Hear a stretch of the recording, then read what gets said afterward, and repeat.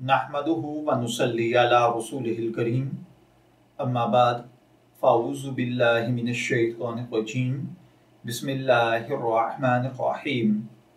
अस्सलामु अलैकुम dear viewers, आपके favourite Islamic informative channel Shaoor info से मैं हूं प्रोफेसर शब्बीर अहमद। हमारा आज का टॉपिक है फारोल इस्तेमाल करने का शरई हुक्म। ये एक सवाल है जिसमें एक भाई ने पूछा है। वो कहते हैं कि बगल की बदबू दूर करने के लिए फारोल इस्तेमाल कर सकते हैं या नहीं, जबकि इसके अज्जा में अल्कोहल शामिल होती है, और इसके इस्तेमाल के बाद नमाज पढ़ना जायज़ होगा या नहीं। देखिए भाइयों और बहनों, याद रखिए कि परफ्यूम वगैरह में इस्तेमाल शुदा अल्कोहल अगर अंगूर या खजूर की शराब से बनी हुई हो तो वो नापाक है और इसका किसी भी किस्म का इस्तेमाल जायज़ नहीं है। और अगर वो इन दोनों शराबों के अलावा किसी और चीज़ से मसलन मकई, जवार, बेर, आलू, चावल, गन्ना वगैरह से बनी हो तो इसका सिर्फ खारजी इस्तेमाल जायज़ होगा।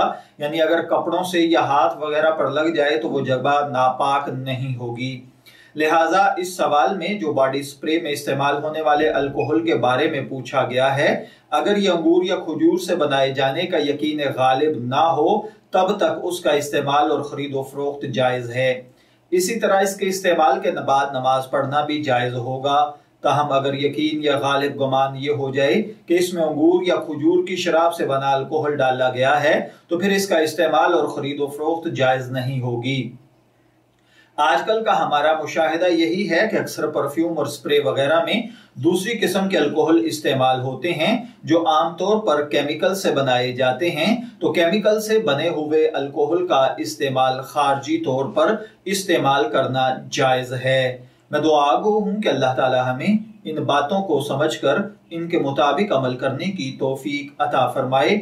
शब्बीर अहमद को इजाज़त दीजिए, फिर हाजिर होंगे किसी नए टॉपिक के साथ। तब तक के लिए अल्लाह हाफिज।